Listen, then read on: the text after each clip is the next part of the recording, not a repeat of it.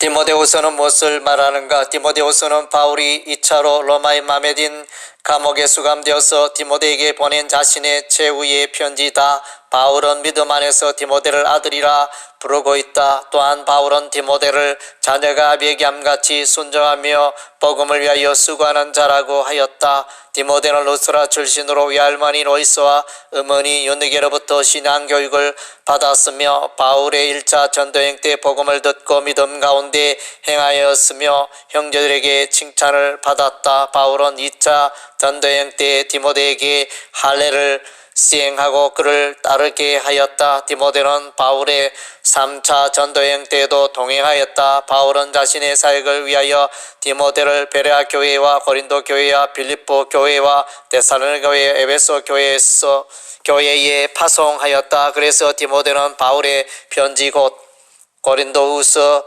빌립보서, 고로새서, 데살로니가전서, 데살로니가후서, 빌레몬서에서 그의 동역자로 언급되고 있다. 디모데는 복음으로 인하여 감옥에 갇히기도 하였고 바울이 로마 감옥에서 그를 불러서 그가 로마에 도착했을 것이다. 1장 4절에서 디모데의 눈물이 나온다. 이 눈물에 대하여 신학자 거스리는 밀레드에서 바울이 에베소 교인들과 헤어질 때 에베소 교인들이 눈물을 흘렸던 사건을 가리킨다고 하였다. 그러나 신학자 렌스키는 이 눈물은 바울이 니고볼레에서 겨울을 지나고 여기를 떠나 스페인으로 갔는데 바울과 헤어져 있으면서 그의 깊은 애정을 생각하며 디모데가 많은 눈물을 흘린 것이라 하였다. 바울은 3차 전도여행 때 에베소 교인들과 터질 때 흘린 눈물하기보다는 바울의 4차 전도여행 때 곧 로마 감옥에서 풀려나서 두 번째 로마 감옥에 들어가기까지의 기간에 디모데가 에베소 교회에서 사역하면서 바울과 헤어질 때 흘린 눈물일 것이다. 이 눈물에 대하여 다른 방향으로 생각할 수 있다. 디모데의 눈물은 에베소 교회에서 사역을 하면서 겪는 고난으로 인하여 흘리는 눈물이라고 할 수 있다. 그렇다면 로마 감옥에 있는 바울이 어떻게 디모데의 눈물을 말할 수 있었는가? 아마도 에베소 교회 출신이면서 바울의 감옥을 자주 출입하였던 오네시브로가 디모데의 소식을 전하였을 것이다. 디모데는 에베소 교회에서 복음의 진리를 대적하는 자들로 말미암아 고난을 겪으며 눈물을 흘렸을 것이다. 진리에 대하여 신화와 족보 이야기로 말다툼하는 자들이 있었다. 이들은 망령되고 헛된 말을 하는 자들이었다.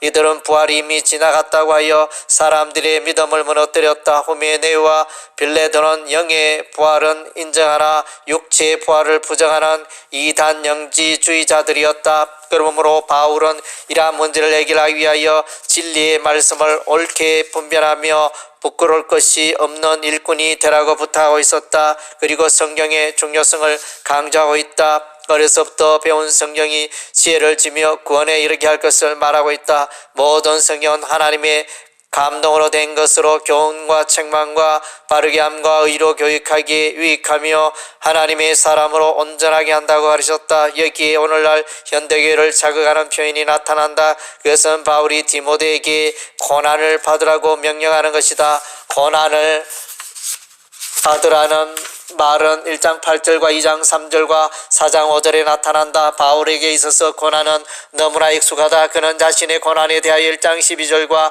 2장 9절과 3장 11절에서 말하고 있다. 고난이 없이는 영광이 없다. 고난 뒤에는 반드시 승리의 영광이 있다. 고난은 피할 것이 아니라 적극적으로 맞이해야 할 손님이다. 바울은 고난 중에 함께 하시는 하나님을 확신하였다. 이를 인하여 내가 또 이 고난을 받되 부끄러워하지 아니하면 나의 의리한 자를 내가 알고 또한 나의 의탁한 것을 그날까지 저가 능히 지키실 줄을 확신함이라.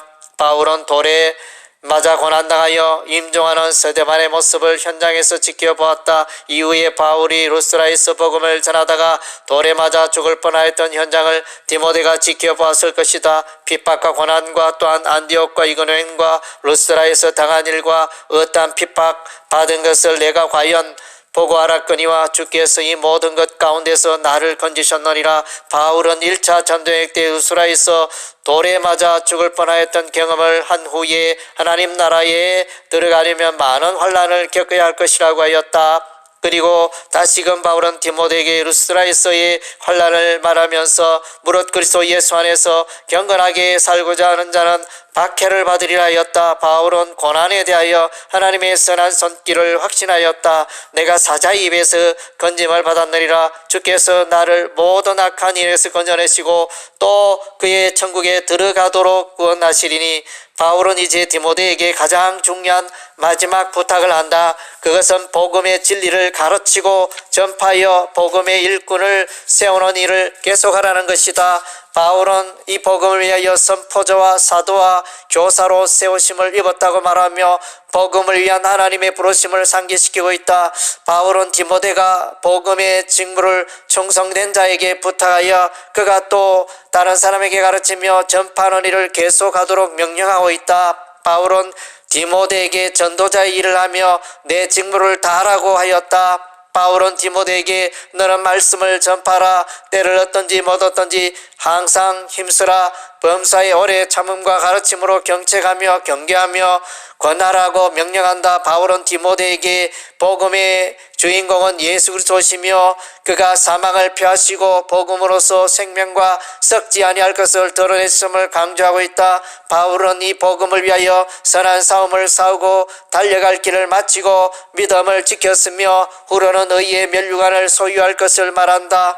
바울은 복음에 충성된 자고 디모데, 디도, 누가, 마가, 두기고 브리스가와 아굴라, 오네시브로, 에라서도, 드로피모를 열거하고 있다. 바울은 그의 생애의 마지막 임바가 있음을 느끼며 자신이 관제와 같이 부어질 것이라고 하였다. 바울은 짧은 편지 속에 동고동락하였던 많은 복음의 일꾼을 기록하고 있다. 바울은 자기는 비록 세상을 떠나지만 이들이 복음의 직무를 잘 감당하여 하나님의 교회가 충만하게 되기를 바랐을 것이다. 바울은 복음의 동역자 디모데가 보고 싶었으며 마가도 보고 싶었다. 이제 바울은 가장 아름다운 복음의 경주를 마치고 자신에게 주어질 의의 멸관과 천국을 바라보고 있었다.